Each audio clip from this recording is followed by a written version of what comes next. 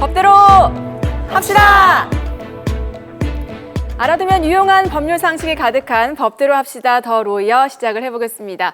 자, 오늘도 다양한 사연 속의 법적 분쟁들 살펴보고요. 속 시원한 해결책 제시해 드리도록 하겠습니다. 자, 법대로 합시다 더 로이어 오늘 첫 번째 사연 어떤 내용인지 지금 바로 만나보시죠.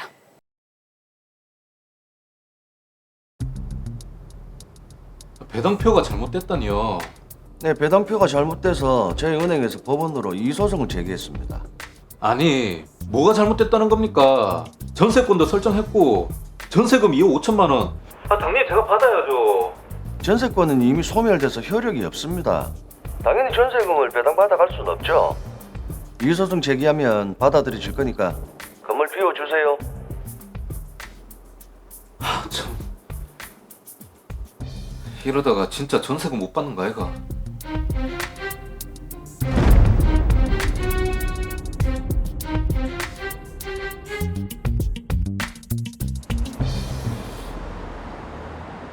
건물이 넓고 깨끗하게 좋네.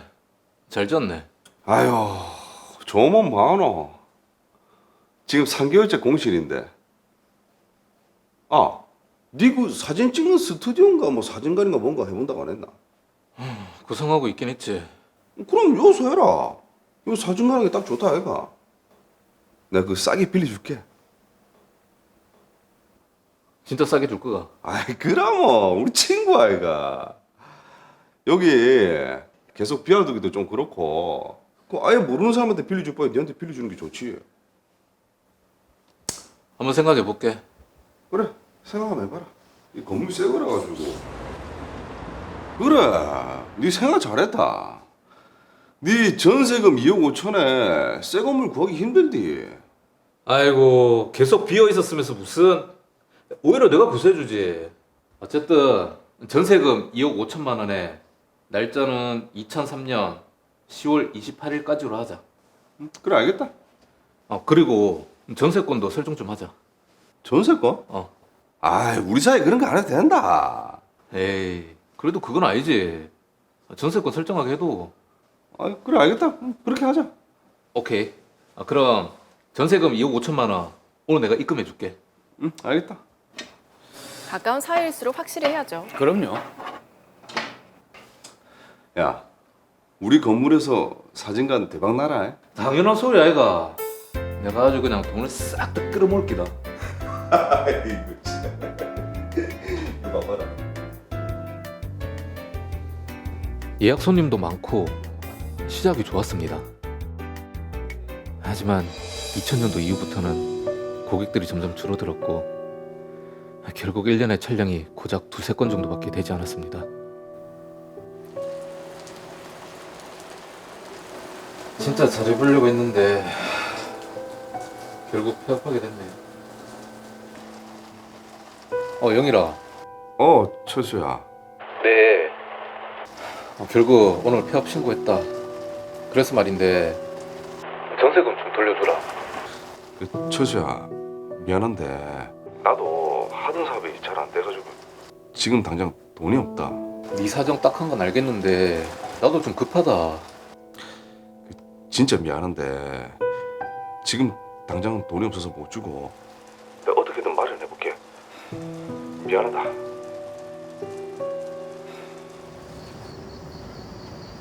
이거 뭐고? 로이어은행에 2억 5천만 원 근저당권이 설정돼 있노. 영일 이 자식. 전세금 달라고 계속 이야기할 때는 주지도 않고 건물에 저당 잡아놓고 돈을 빌렸네. 여보세요. 네 전세금 언제 줄 건데? 준다 말만 하고. 미안하다. 돈이 안 구해지네. 그리고 이 건물 등기부 보니까 은행에서 돈 빌렸네? 미안. 내가 지금 사정이 급해가지고. 철수야, 내 나중에 전화할게. 여보세요.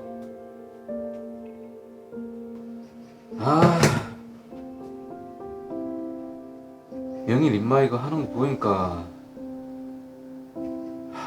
전세금 2억 5천만 원 못 받는 거 아이가? 결국 저는 전세권 내기에 임의경매 신청을 했습니다. 건물은 3억 원에 매각됐고 법원은 저에 대한 배당액 2억 5천만 원, 로이어 은행에 대한 배당액을 5천만 원으로 배당표를 작성했습니다. 여보세요. 네, 로이어 은행입니다. 문영일 씨 건물 매각된 거 배당표가 잘못돼서 제가 법원에 이의소송을 제기했습니다. 배당표가 잘못됐다니요? 박철수 씨가 아니라 저희 은행에 대한 배당액이 2억 5천만 원이어야 되는데 배당이 잘못된 게 맞죠? 아니, 뭐가 잘못됐다는 겁니까? 전세권도 설정했고 전세금 2억 5천만 원 당연히 제가 받아야죠. 전세권은 이미 소멸돼서 효력이 없는데 그 전세금을 배당받아 갈 수는 없죠. 이의소송 받아들여질 거니까 판결 나면 건물 바로 비워주세요.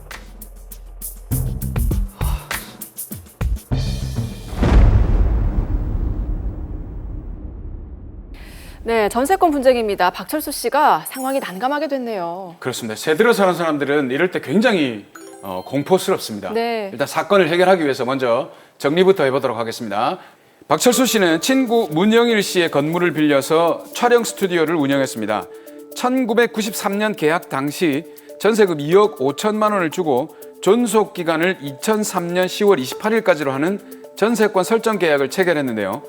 전세권 설정 등기도 마쳤습니다. 그 후 촬영 스튜디오를 운영해 왔으나 점점 장사가 되지 않았고 결국 2014년 11월경에 폐업을 했는데요. 이후 박철수 씨는 문영일 씨에게 지속적으로 전세금을 돌려달라고 했지만 문영일 씨는 돈이 없다며 돌려주지 않고 있었습니다. 오히려 문영일 씨는 2015년 1월경에 로이어 은행으로부터 2억 5천만 원을 빌리면서 건물에 대해 후순위 근저당권을 설정했는데요. 계속된 독촉에도 문영일 씨가 전세금을 돌려주지 않자 박철수 씨는 전세권의 기해 임의경매 신청을 했고 건물이 3억 원에 매각이 됐습니다. 법원은 박철수 씨에게 배당액 2억 5천만 원을, 로이어 은행에 대한 배당액은 5천만 원으로 배당표를 작성했는데요. 이에 로이어 은행은 박철수 씨의 전세권이 이미 소멸했기 때문에 더 이상 효력이 없다며 배당표에 이의를 제기했고 법원에 은행에 대한 배당액을 2억 5천만 원으로 경정해달라는 취지의 소송을 제기한 상태입니다. 자, 박철수 씨가 전세권 설정도 했고요. 또 법원이 박철수 씨에 대한 배당액을 2억 5천만 원으로 하는 배당표도 작성을 했습니다. 당연히 받을 수 있을 거라고 생각을 했는데 네. 자, 지금 굉장히 당황스러운 상황일 것 같아요. 자, 이창원 변호사님, 자, 우선 저희가 전세권에 대해서 많이 들어는 봤는데 이게 정확히 어떤 건지 설명을 좀 해주십시오. 네, 전세권이란 전세금을 지급하고 일정 기간 타인의 부동산을 점유하여서 그 용도에 따라 사용 수익하다가 이후 부동산을 반환하고 전세금을 다시 돌려받을 수 있는 그러한 권리를 말합니다. 네. 자, 그럼 전세권 설정을 하면 어떤 법적 효력이 있을까요? 네, 전세권자에게는 타인의 부동산을 이용할 수 있는 권능 이외에 전세기간 만료 시 부동산 전부에 대하여 후순위 권리자, 기타 채권자보다 전세금을 우선하여 변제받을 수 있는 권리가 인정됩니다. 법원이 박철수 씨에게 2억 5천만 원 그리고 로이어 은행에 5천만 원을 배당액으로 배당표를 작성했는데 이렇게 배당표를 작성하는 어떤 근거, 이유 이런 게 있습니까? 배당을 할 때에는 채권보다 물건을 우선으로 합니다. 물건끼리는 등기 접수일로 그 순위를 정하고요. 채권끼리는 평등하게 배당이 이루어지는데요. 드라마 사례의 경우 박철수 씨의 전세권과 로이어 은행의 근저당권은 둘 다 물건입니다. 그렇기 때문에 등기 접수일로 그 우열을 가리게 됩니다.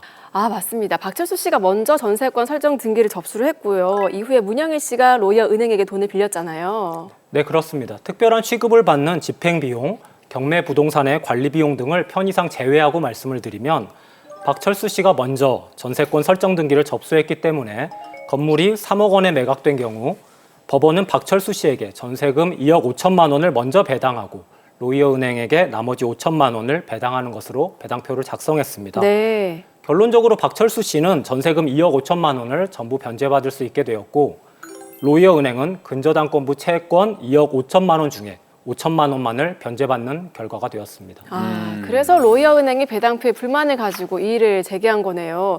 자, 그런데 배당표에 불만이 있다면 법원에 이의를 제기할 수 있는 겁니까? 그렇습니다. 배당표에 불만이 있는 채권자는 배당기일에 출석해서 자신의 이해관계의 범위 내에서 다른 채권자의 채권의 존부, 범위, 순위 등에 대하여 이의할 수 있습니다. 네. 배당기일에 출석해서 이의를 한 이후 배당기일로부터 일주일 내에 집행법원에 배당 이의소를 제기하여야 하는데요. 이러한 소재기 사실을 증명하지 않으면 이의가 취하된 것으로 보기 때문에 반드시 배당 이의소를 제기했다는 취지의 접수 증명원을 발급받아 이를 집행법원에 제출하여야 합니다. 이제 드라마 사례에서 보면 로이어 은행 측이 이의 소송을 제기를 했다고 하는데 그걸 보니까 박철수 씨의 전세권이 소멸됐기 때문에 박철수 씨가 받은 2억 5천만 원 요거는 부당하다 이렇게 주장하고 있거든요. 은행 측 주장이 어떻습니까? 맞습니까?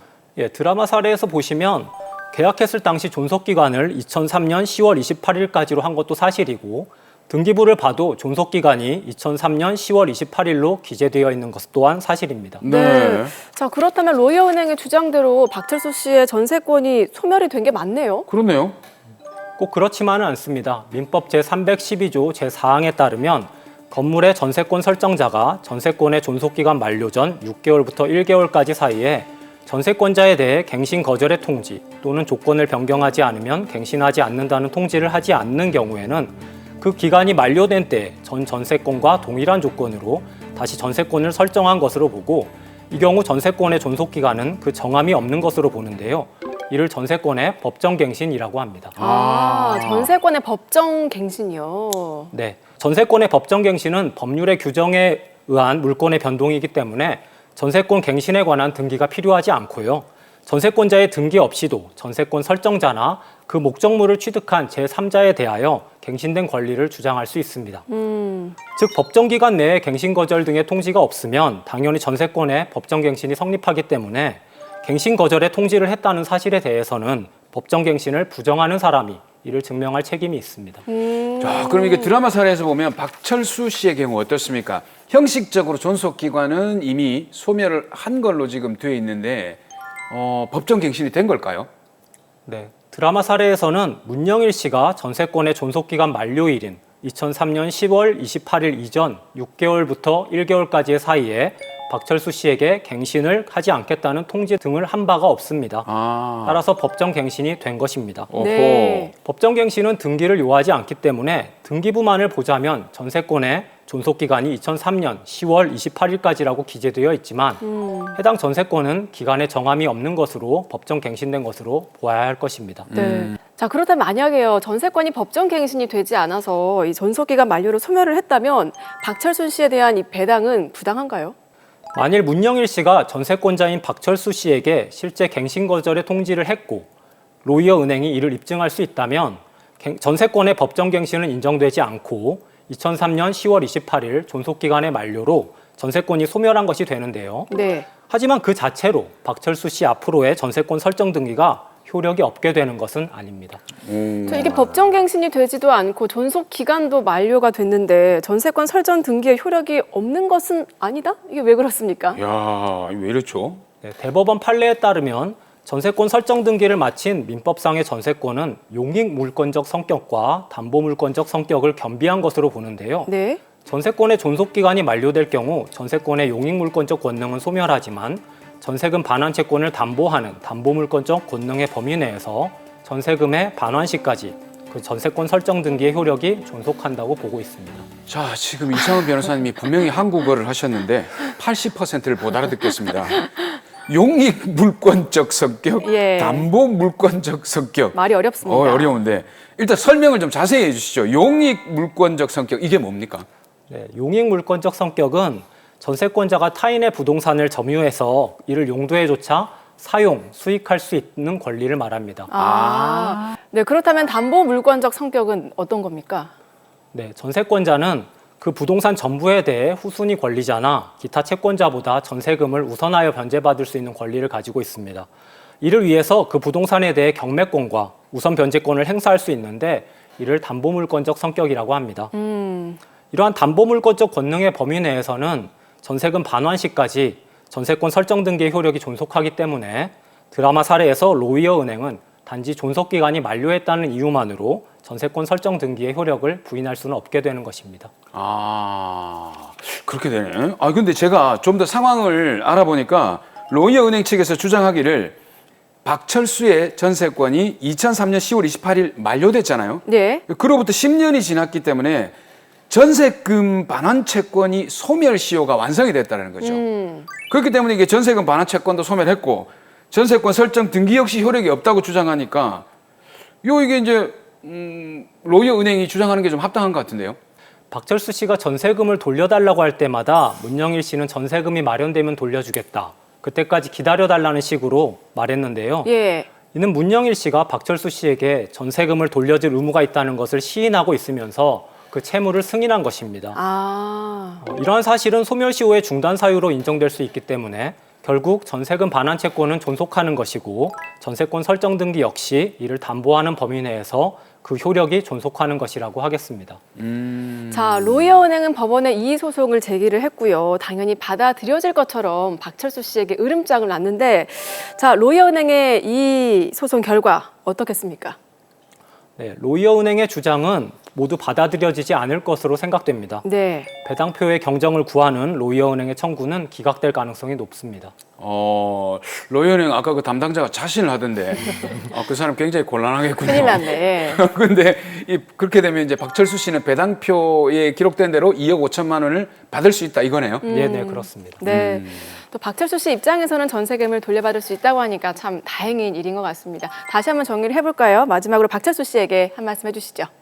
박철수 씨 전세금을 지급하시고도 이를 회수하지 못하게 될까 봐 심려가 무척 크셨을 것 같습니다. 다행히 법이 합리적인 해결책을 마련해 놓았고 그 과정에서 법률 전문가들이 도움을 드릴 수 있었기에 정말 다행입니다. 반대로 전세권의 존속기간과 관련한 등기부의 기재를 신뢰한 로이어 은행 입장에서는 다소 억울할 수도 있겠습니다. 비단 은행뿐만 아니라 일반인도 해당 부동산에 이미 설정된 권리가 있는지를 파악하여야 할 경우가 빈번한데요. 단순히 등기부상의 존속기간의 기재만을 보고 전세권의 소멸 여부를 판단해서는 안 된다는 점을 주의하셔야 하겠습니다.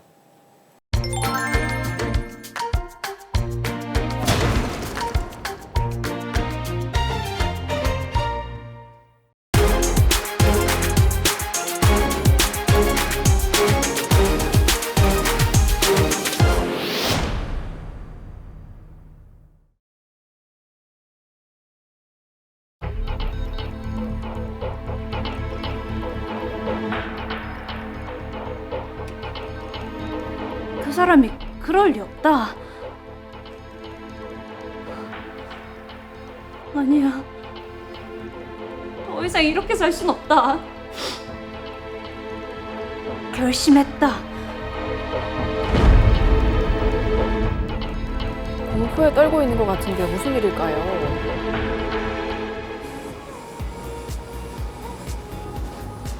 주문 좀 할게요. 어서 오세요. 편하신 자리로 앉아 계세요.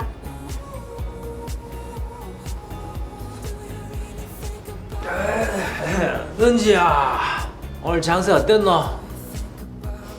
아, 사장님, 또 술 드셨어요? 그래, 맛있다. 어쩔래? 이렇게 맨날 술 드시고 오시면 손님 다 떨어진다고 제가 몇 번을 얘기했어요. 사장님, 제발 술 드시면 이제 댁으로 가세요. 예? 뭐라고? 알바 주제에 사장한테 말대꾸나 꼬박꼬박 했었고 말이야. 야, 콱! 어휴! 이또 먹고? 사장님이 예쁜 알바생한테 너무 하시네요. 뭐라고요? 사장님, 이거 폭행에 갑질인 거 아시죠? 계속 하실 거면 경찰서에 신고하겠습니다. 어떡하실래요? 내가 이거 때리려고 한 건 아니고. 맞다. 밖에 내가. 괜찮으세요? 네, 괜찮아요. 도와주셔서 감사합니다. 뭘요? 위험에 처한 여자를 돕는 건 신사로서 당연히 해야 될 일이죠. 아르바이트 하던 곳에서 만난 그 사람. 아, 간지러워. 저는 그의 인품에 반해서 적극적인 구애를 했고 그 사람과 결국 연인 사이가 됐습니다.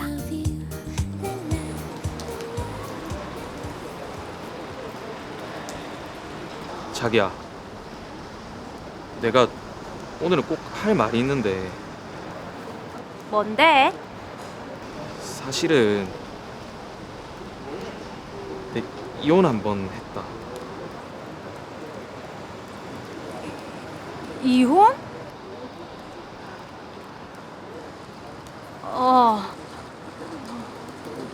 그래. 근데 내가 물려받은 재산이 좀 많고 사업도 잘 돼서 재력이 좀 되거든. 이런 내라도 괜찮겠나? 걔한테 내가 자기 재산 보고 만나는 것도 아니고 약한 사람 도와줄 수 있는 남자가 어디 흔하나. 착하고 인성도 좋고 이런 남자친구 어딨노? 고맙다. 그럼 내랑 결혼해 줄래? 자기야. 자기도 빨리 안정된 삶을 꾸리고 싶어 하고 나도 자기 없으면 안 될 것 같고 그러니까 우리 결혼하자. 그럼 자기가 끼워주라.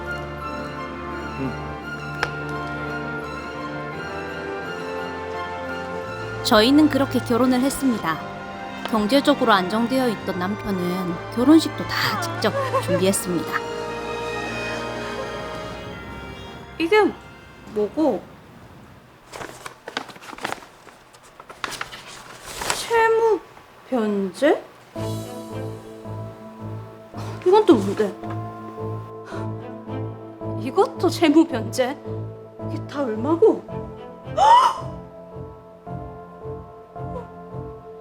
빚이 10억? 와. 여보, 내 왔다. 당신 이게 뭔데? 빚이 10억? 이거 뭐 별거 아니다 이거. 10억이 별거 아니라고? 당신 내한테 또 뭐 숨기는 거 있지?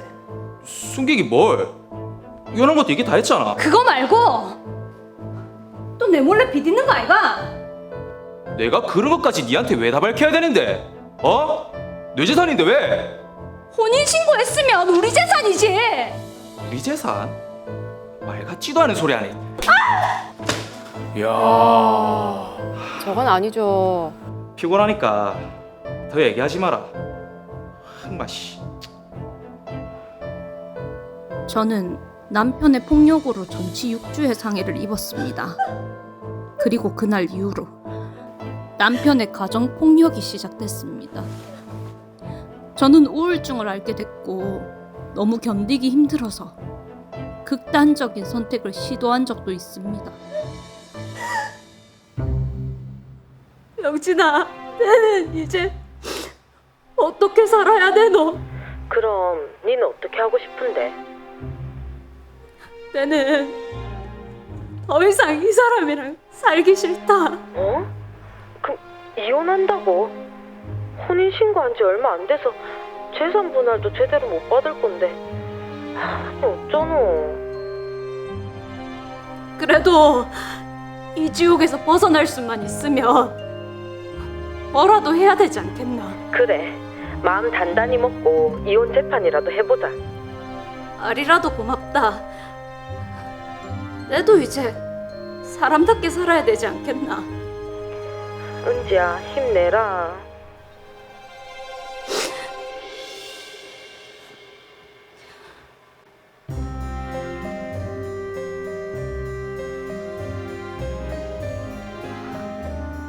여보세요? 거기 변호사 사무실이죠? 네, 박은지 씨 지금 재산 분할이 문제가 아닙니다. 얼마나 무섭고 걱정이 많겠습니까? 그러니까요. 약한 사람을 폭력에서 구해주는 신사인 줄 알았는데 신사가 아니었습니다. 네. 빨리 사건 해결을 위해서 정리부터 먼저 해보겠습니다. 박은지 씨는 아르바이트를 하던 곳에서 정명호 씨를 만나 결혼을 했습니다.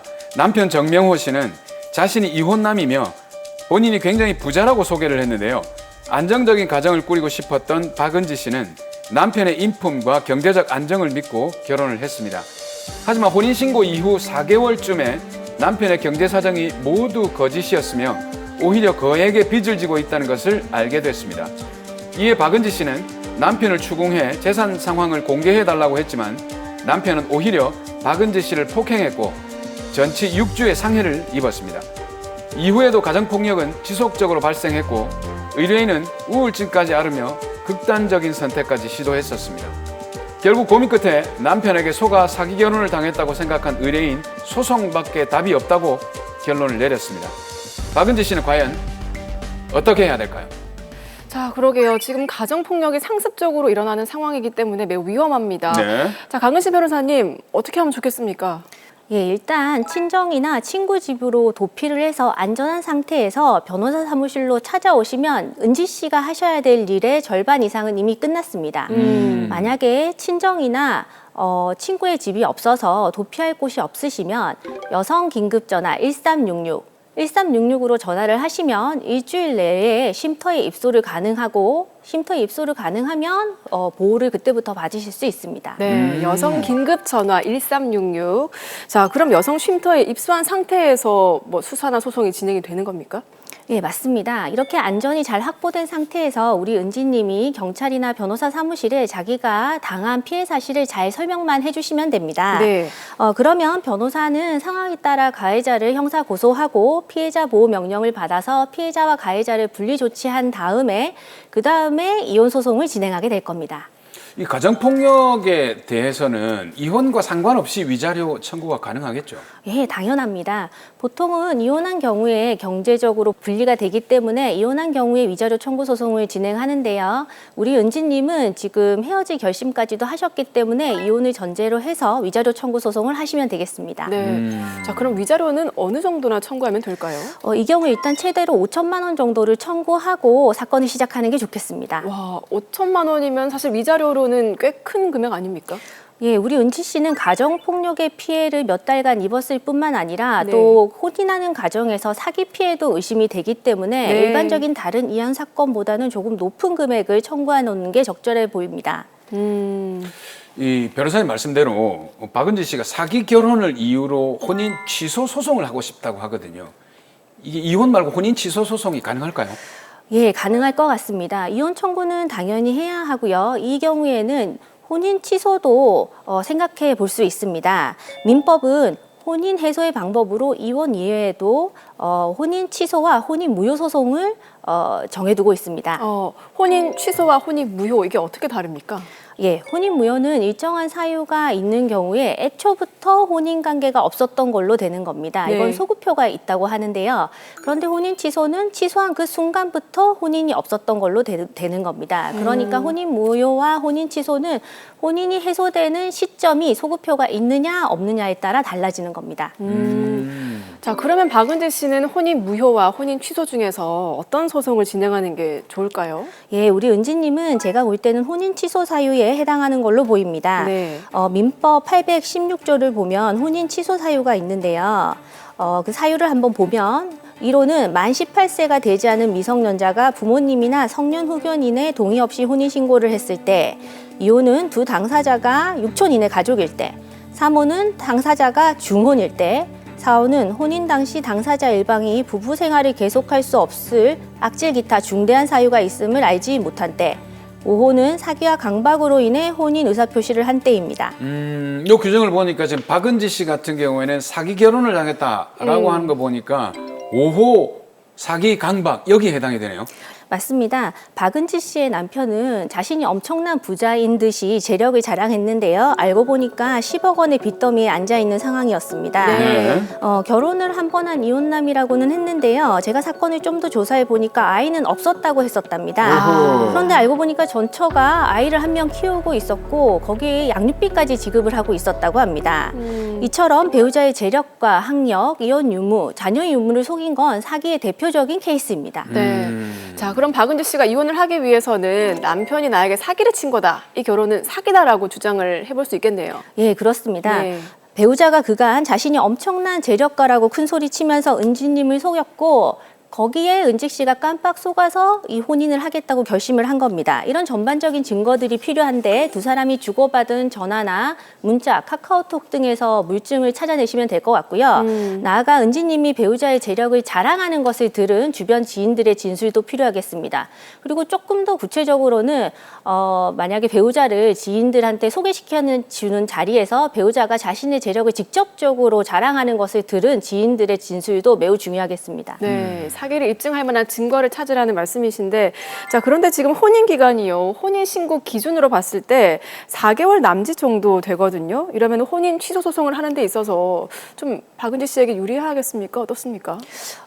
교제 기간이나 혼인 기간이 짧은 건 오히려 사기를 입증하는데 조금 더 편안한 요소가 됩니다. 예. 왜냐하면 단기간에 급하게 한 혼인일수록 배우자의 학력이나 재력 등 이런 물리적인 조건들이 혼인의 요소로 작용하기가 쉽기 때문입니다. 그러네요. 그러니까 기간이 짧으니까 오히려 혼인 취소가 더 좋다. 네, 이렇게 네. 말씀하셨는데 그렇다면 혼인 무효 아예 없던 걸로 가는 게 좋지 않겠습니까? 혼인 무효는 안 될까요? 예, 저희 민법 815조에서는 혼인의 무효 사유도 정해두고 있습니다. 그 사유를 한번 열거해 보면은요. 1호, 당사자 간에 혼인의 합의가 없었을 때. 2호, 8촌 이내 혈족 사이의 혼인일 때. 3호, 당사자 간에 직계 인척 관계가 있거나 있었을 때. 당사자 간의 양부모계의 직계 혈족 관계가 있었을 때에 해당합니다. 근데 본 사안에서는 혼인 무효의 사유는 보이지 않습니다. 네, 그래서 박은지 씨는 혼인 무효가 아니라 혼인 취소 소송을 권해주셨는데, 그렇네요. 자, 그런데요, 혼인 취소와 이혼의 차이가 있습니까? 이게 지금 일반적인 이혼 소송을 해도 되는 거 아닌가요? 네, 사실 이혼과 혼인 취소는 결론만 놓고 봤을 때는 별다른 차이가 없습니다. 네. 다만 혼인관계 증명서에 혼인이 해소되는 원인이 이혼이 아니고 혼인 취소라고 작성이 되는 것인데요. 혼인 취소라는 어감 자체로 피해를 입은 사실을 명확하게 할 수 있고 또 없던 일로 하고 싶다는 심정적인 부분까지 더해지면서 취소를 좀 더 원하는 경우가 있습니다. 네. 자, 그럼 박은지 씨가 지금 혼인 취소 소송을 해야 하면 피해를 입증해야 할 증거도 찾아야 되고 해야 될 게 많은 것 같은데 추가적으로 좀 알아야 될 내용이 있을까요? 예, 사실은 취소 소송의 기간도 중요합니다. 민법 823조는 사기 또는 강박으로 인한 혼인은 사기를 안 날로부터 또는 강박을 면한 날로부터 3월을 경과한 때에는 그 취소를 청구하지 못한다라고 정해져 있습니다. 이처럼 혼인 취소가 이혼보다 소송 요건과 기간이 조금 더 엄격하고 입증해야 될 정도도 높은 편입니다. 네. 반면 이혼은 부당한 대우라는 넓은 이혼 사유를 가지고 있으면서도 기간에 정해진 바가 없습니다. 결국 혼인 취소는 딱 816조에 있는 사유로 딱 823조에 있는 기간 안에 청구를 해야 되는 겁니다. 그러면 소송 기간은 어떻습니까? 혼인 취소 소송을 할 때 좀 길어집니까? 예, 아무래도 입증 요소가 늘어나고 정도가 높아지면 아무래도 심리 기간이 조금 더 늘어나는 것 같습니다. 네. 나아가 혼인 취소는 사유가 엄격한 만큼 기각될 가능성도 배제할 수는 없습니다. 사실 가정폭력도 있는 상황이고 박은지 씨 같은 경우는 앞으로 또 어떤 일이 생길지 모르기 때문에 맞아요. 오히려 소송 기간이 짧은 이혼 소송이 더 나을 수도 있겠네요. 예, 제 견해로도 혼인 취소보다는 이혼 소송이 조금 더 빠를 것 같습니다. 보통 당사자는 혼인의 해소 여부를 가장 중요시하고 그다음부터는 재판이 얼마나 걸리는지도 가장 궁금해하는데요. 혼인 취소 소송이 이혼보다는 기간이 길어진다는 치명적인 단점을 무시하기는 어렵습니다. 그래서 보통은 혼인 취소보다 이혼을 통해서 혼인 해소를 하는 것이 과정상 비교적 입증이 수월하고 기간이 짧은 장점이 있습니다. 네. 그러나 혼인 취소와 혼인 이혼 청구를 둘 다 비교해줘서 은지 씨가 원하는 유익한 청구를 하시는 게 좋고요. 만약 혼인 취소를 꼭 하시겠다고 하는 경우에는 기각될 가능성도 있기 때문에 예비적으로 이혼 청구도 같이 청구하시는 게 안전하겠습니다. 혼인 취소와 이혼 소송을 동시에 진행하는 것도 가능하네요. 자, 지금 박은지 씨가 심각한 상황에 놓인 만큼 하루빨리 이 소송을 통해서 어려운 상황에서 좀 벗어나셨으면 좋겠습니다. 자, 마지막으로 의뢰인 박은지 씨에게 한 말씀 부탁드립니다. 혼인 취소나 이혼 재판은 보통 8개월에서 12개월 아니면 끝날 것이고 잘못이 뚜렷한 경우일수록 조기에 조정돼서 종결되는 경우도 많습니다. 재판부도 적어도 혼인 기간보다는 이혼 기간을 짧게 해주려고 각고로 노력을 할 것입니다. 따라서 우리 은지님은 혼인 해소를 위한 컨베이어 벨트 위에 올라탔다 이렇게 마음 편히 생각하시고 앞으로는 긍정적인 미래를 그리면서 일상생활을 회복하는 데 집중하셨으면 좋겠습니다.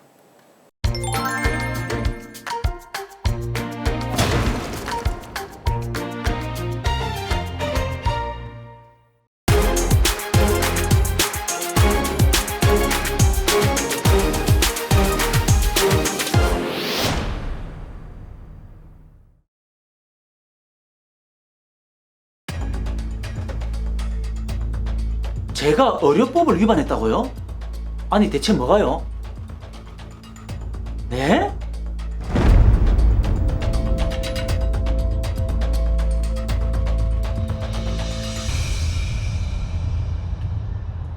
우리 치수 오려면 아직 2시간 정도 남았으니까 얼른 알아봐야겠다. 보자, V100 되는 산부인과가 어딨노?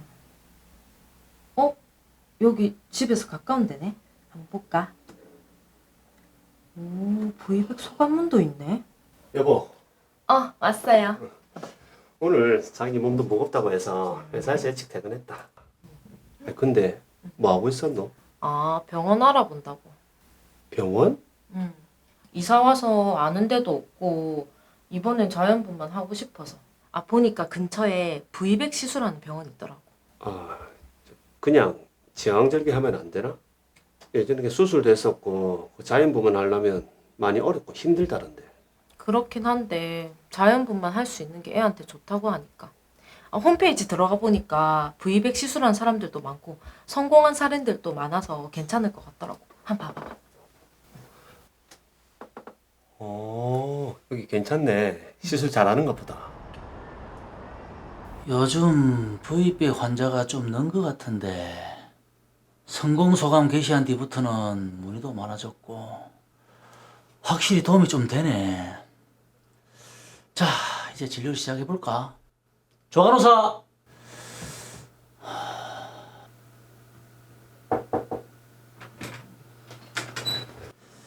태아는 잘 자라고 있습니다. 걱정은 안 하셔도 되고요. 이제 곧 8개월이 되니까 태동 검사랑 있는 거 아시죠? 네, 근데 제가 첫째는 제왕절개를 했는데 이번에는 자연분만을 하고 싶어서 그 V100 시술 여기서 하던데. 그럼요. V100 시술은 아무나 못하는 거 아시죠? 제가 그 분야 전문입니다. 홈페이지에서 보니까 많은 분들이 V100 시술을 받았다는데 그 성공 소감도 많아서 저희도 그거 보고 왔습니다. 그러시구나. V100 시술 받으시고 저희 홈페이지 게시판에 성공소감 글을 올리시면 분만비 10% 할인도 적용해 드립니다. 정말요? 네. 사실 그 V100 시술이 일반 자연 분만보다는 비싼 거 아시죠? 그래서 저희가 혜택을 드리고자 만든 겁니다. 시술 받으시겠습니까? 네, 이 병원에서 V100 시술 할게요. 알겠습니다. 나가시면 담당 간호사가 자세하게 설명해 드릴 겁니다. 잘 부탁드리겠습니다. 제 와이프가 자연분만을 꼭 하고 싶어 했어요. 걱정하지 마세요. 제가 경험이 많습니다. 네. 감사합니다. 감사합니다. 네. 이걸 올리면 10%를 돌려준다는 거지. 지훈이 없을 때 얼른 올려야겠다.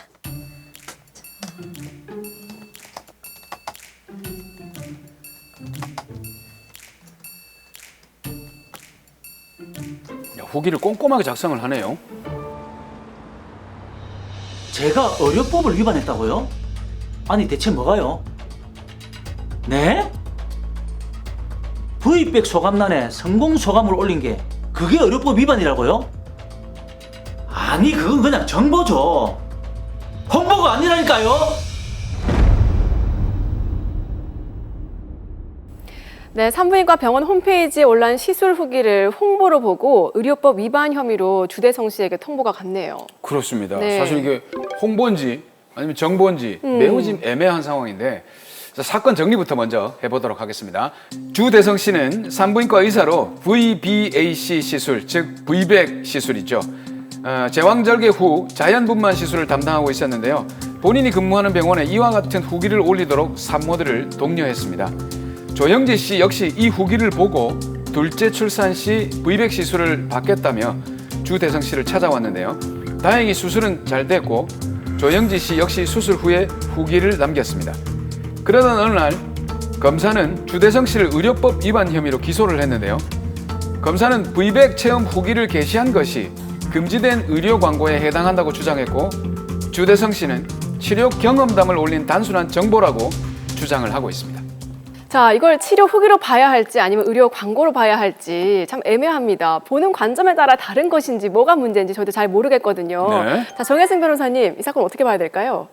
네, 의사인 주대성 씨는 자신이 운영하는 병원에서 V백 시술을 받은 환자들이 병원 홈페이지에 그 성공 소감을 게시하면 10% 정도의 진료비를 할인해 주었습니다. 네. 검사는 이것이 바로 의료법 제56조 2항 2호에 금지하고 있는 환자에 관한 치료 경험담 등 소비자로 하여금 치료 효과를 오인하게 할 우려가 있는 내용의 광고라고 생각해서 기소하게 된 것입니다. 자, 치료 경험담이 광고에 해당한다. 글쎄요. 사무장님 어떻게 생각하십니까? 일단 저도 상당히 좀 애매한데 예. 왜 이런 질문을 저한테 모르겠습니다만. 저도 헷갈려서요. 네, 근데 일단 지금 그 사례를 받은 것 같아요. 10% 할인해 준다고 했잖아요. 그렇죠. 대가를 받았으니까 광고가 되지 않을까? 저도 좀 애매합니다. 그렇다고 치기엔 또 솔직한 후기를 남겼는데 이게 과연 광고인지 네. 또 좀 헷갈립니다. 일단 이거를 제대로 알려면 의료법을 한번 짚어봐야 될 것 같아요. 네, 의료법에서는 의료 행위, 의료기관 그리고 의료인에 관한 정보를 소비자에게 알리는 즉 의료 광고에 대해서 상당수의 제한을 하고 있습니다. 일단 의료인이나 의료기관 관계자가 아니면 의료 광고를 할 수가 없습니다. 네. 그리고 의료 광고 할 때에는 금지하는 행위들이 열거가 되어 있는데요. 그 중에 하나가 거짓 광고, 과장 광고도 있겠지만 이와 같은 치료 경험담을 사용해서 소비자로 하여금 치료 효과를 오인하게 하는 광고도 금지하고 있습니다. 이야, 지금 변호사님 말씀을 쭉 하시는 걸 들어보니까 일반 광고에 비해서 금지되는 행위의 내용이 좀 더 깐깐한 것 같은데요. 예, 맞습니다. 사실 과거에는 의료 광고 자체가 금지돼 있었습니다. 그렇지만 의사들도 자신의 치료가 어떤지 홍보하고 싶을 수 있고 환자들도 내용을 알아야 본인이 진료를 받을지 말지 결정을 하지 않습니까? 맞아요. 그래서 이제 헌법재판소에서는 의료 광고를 전면 금지한 의료법 조항 위헌이다라는 취지의 결정을 했고 그 후에 의료법이 개정돼서 광고는 가능해졌지만 네. 대신 워낙 국민 건강에 미친 영향이 크기 때문에 여러 가지 제한을 가하고 있는 것입니다. 자, 그럼 지금 주대성 씨의 병원에 올라온 후기들을 검사 측에서는 의료 광고로 보고 기소를 한 것이다라고 했는데 지금 내용이 의료 광고로 봐야 될까요? 예, 이게 V백이라는 본인의 치료 내용에 대해서 후기를 남긴 거라서 오해하실 수가 있는데요. 네. 앞서 말씀드린 대로 의료기관에서 행해지는 의료 행위에 대한 것이기 때문에 치료 경험담 광고에 해당할 것으로 생각이 됩니다. 자, 그런데 이 V백 시술이라는 게요, 흔하게 이루어지는 시술이 아니고 또 제왕 절개와는 또 다른 시술이기 때문에 네. 이게 정보 제공의 측면으로 봐야 되지 않을까라는 생각이 들어요. 네, 근데 의료법이 금지하는 것은 정확히 치료 경험담의 방점이 있기보다는 소비자를 현혹할 우려가 있는 광고를 금지하고 있는 것입니다. 네. 이 사안에서는 아까 말씀하신 대로 대가도 받았죠, 환자들이. 그렇죠. 그리고 예. 대가를 받은 환자들은 아무래도 나쁜 내용보다는 좋은 이야기를 할 가능성이 큽니다. 그런 면에서는 이런 현혹 광고를 금지하는 의료법 조항이 어느 정도 타당하다고는 생각이 됩니다. 야, 근데 이게 허위의 경험담 같은 경우에는 일반 소비자들 입장에서 봤을 때 약간 현혹이 되거나 하는 그런 해가 되는 경우가 있는데 어떤 또 그 환자들 같은 경우에는 이렇게 치료가 이루어지고 이렇게 됐고 경과는 이렇고 이런 여러 가지 것들을 정보로서 솔직하게 후기를 작성하는 경우도 있지 않습니까? 바로 그 점이 문제점입니다. 과장되거나 좋은 결과만 나열하는 치료 경험담이 아니라 정말 진솔한 내용을 담은 치료 경험담이라면 다른 환자들의 선택을 위해서도 도움이 됩니다. 네. 그리고 의료기관 입장에서도 본인의 치료가 어떤지 상세하게 설명하는 좋은 방법이 될 수도 있겠고요. 그렇죠. 그거거든요. 그래서 요즘은 SNS가 워낙 발달해 있고 소비자분들도 다 좀 똘똘하시죠. 예. 그래서 환자들 중에도 아무런 대가 없이 본인이 받은 치료에 대해서 정말 순수하게 남들에게 설명하고 싶은 의도에서 본인의 SNS에 그 게시글을 올리기도 합니다. 맞아요. 하지만 아까 설명드린 대로 의료법은 의료인, 의료기관 관계자만 의료 광고를 할 수 있게 되어 있기 때문에 환자들이 자발적으로 올린 게시글이 있더라도 보건소에서 환자들에게 당신은 의료인도 아니고 의료기관 종사자도 아닌데 왜 광고를 하십니까? 내리십시오라고 전화하는 사례가 실제 있습니다. 와, 그 보건소에서 그걸 연락이 오나 봐요? 예, 맞습니다. 의료인이 아니기 때문에 의료에 관한 내용을 올리는 것이 광고가 될 수 있다라고 해석을 하는 것입니다. 자, 그런데 변호사님 저 궁금한 게요. 보통 이게 맘카페 보면 네. 이런 정보들, 뭐 다양한 정보들이 많이 올라오거든요. 특히나 출산을 준비하는 엄마들 입장에서는 병원에 대한 정보도 알고 싶고 당연하죠. 수술에 대한 병원도 알고 싶기 때문에 맘카페를 찾아보긴 하는데 정보가 굉장히 많더라고요. 이런 의료 수술 후기들이요. 예, 맞습니다. 맘카페에는 자유롭게 의견을 나누다 보면 사실 좋은 이야기도 쓰시고 가끔은 실망한 이야기도 쓰시는 경우가 있습니다. 네. 맞죠? 그래서 실망한 이야기를 쓴다고 또 무조건 범죄냐 그건 아니고 순수하게 정보 공유 차원에서 이루어지는 것이라면 범죄는 성립하지 않지만 혹시 본인의 치료 경험담을 좀 상세히 서술하게 되면 그 부분은 주의하실 필요가 있습니다. 몰랐던 사실인데 이 점을 진짜네. 꼭 주의를 해야 되겠습니다. 자, 일단 지금 사건은요. 주대성 씨가 의료법을 위반했다고 검사가 본 건데 후기를 올린 일반 환자들이 혹시 처벌을 받을 수도 있습니까? 네, 어떻게 보면 대가를 받고 의료기관의 불법 행위에 가담한 것이기 때문에 이론상으로는 공범으로 처벌할 가능성은 있습니다. 와, 그럼 일반인의 경우에는 정말 처벌을 받는다는 사실로 굉장히 놀라운데 네. 어느 정도까지 처벌을 받죠? 네, 다만 현실적으로 환자를 처벌한 사례가 거의 없기 때문에 정확하진 않지만 처벌을 받게 되더라도 벌금형 정도 예상합니다. 자, 말씀을 듣고 보니까 환자들의 그 표현의 자유와 의료 광고 정말 첨예하게 대립할 수밖에 없을 것 같다라는 생각이 드는데요. 네. 자, 드라마 속의 주대성 씨 사건 역시 의료 광고가 맞다고 봐야 되겠죠? 근데 이 사건에서 의사 측은 V백은 치료가 아니라 분만 방법이다라고 이야기하면서 의료행위가 아니라고 주장해 볼 수도 있겠습니다. 그렇지만 지금까지 법원은 일관적으로 의료기관에서 행해진 환자에 대해서 이제 위험을 일으킬 수 있는 행위들을 일반을 의료행위로 보고 있습니다. 그래서 이 사안 역시 의료행위에 해당할 것으로 생각이 됩니다. 자, 말씀을 듣다 보니까 제가 이제 갑자기 떠오르는 사건이 있습니다. 그렇게 안 좋은 사건에 떠오르면 안 되는데. 아니, 제가 이제 유튜브를 자주 보거든요. 네네. 근데 이제 의대생 유튜버, 약사 유튜버 이런 분들이 돈을 받고 이제 제품을 홍보하는 PPL 형태의 방송을 하면서 이 사실을 알리지 않아서 문제가 됐었던 사건이 있었잖아요. 맞아요. 예. 예, 맞습니다. 일부 의대생들이 유튜브 등에 출연해서 특정 제품을 섭취하면 본인처럼 공부를 잘할 수 있다라는 취지로 방송을 했는데 사실은 광고였던 게 논란이 된 적이 있죠. 네. 야, 그렇죠. 이게 의대생이 그런 얘기를 했다면 사실 정말 많은 분들이 보고 의대생이기 때문에 믿음이 간다. 이럴 수 있거든요. 이게 법적인 제재는 어떻게 받지 않았습니까? 예, 이런 유튜버들의 행동은 실제는 광고인데 광고가 아닌 척, 즉 기만하는 행위라고 할 수 있습니다. 네. 그리고 광고에 대한 일반법 성격을 가진 표시 광고의 공정화에 관한 법률에서는 이러한 기만 광고 행위를 금지하고 있습니다. 그러면 이런 유튜버들이 실제로 처벌을 받습니까?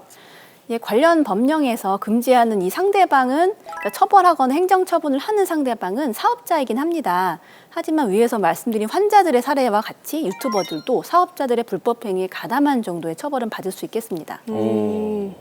자, 그래서 SNS를 보면은 샵 광고 이렇게 올라오더라고요. 표시를. 네, 샵 협찬 이런 식으로. 예, 맞습니다. 그래서 SNS가 워낙 발전하다 보니까 공정거래위원회에서는 만약에 대가를 받고 홍보하는 게시글이다라고 하면 반드시 컨텐츠 안에 그 내용을 명시하게 되어 있습니다.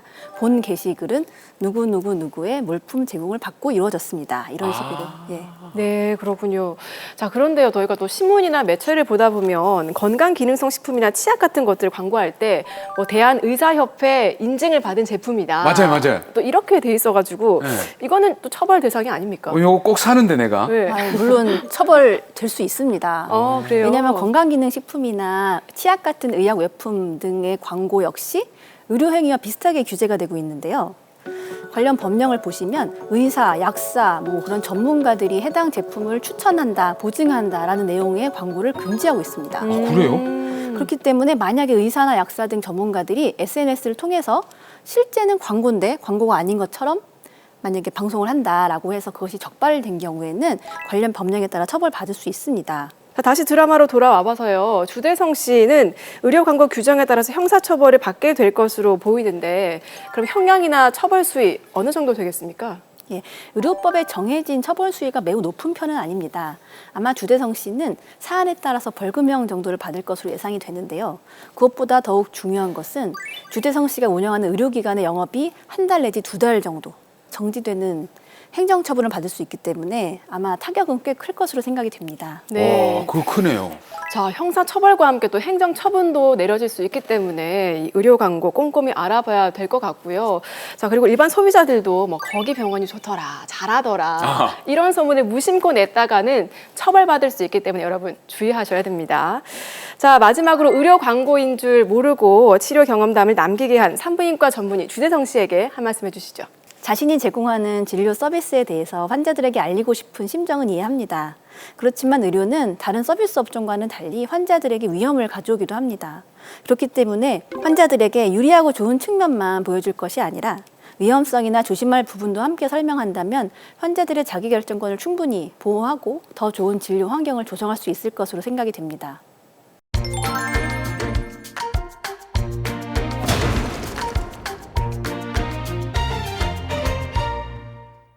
자, 오늘도 다양한 사연을 통해서 우리 생활 속의 법적 분쟁들 속 시원하게 해결을 해봤습니다. 이렇게 저희 법대로 합시다 더 로이어와 함께 하시면요. 법에 대한 궁금한 점들은 물론이고요. 여러 가지 소송이나 분쟁, 또 해결 방법까지 알려드리니까요. 놓치지 마시고 일요일 오전 10시 55분 저희와 함께 해주시기 바랍니다. 그리고 카카오 채널에서도 더 로이어 만나보실 수 있습니다. 프로그램에 참여를 원하는 분들, 그리고 프로그램 내용에 대해서 궁금하신 분들은 카카오 채널 더 로이어에 의견 많이 남겨주시기 바랍니다. 네, 오늘 저희가 준비한 소식은 여기까지고요. 저희는 다음 주에 더 명쾌하고 재미있는 법률 이야기로 찾아뵙도록 하겠습니다. 법대로 합시다.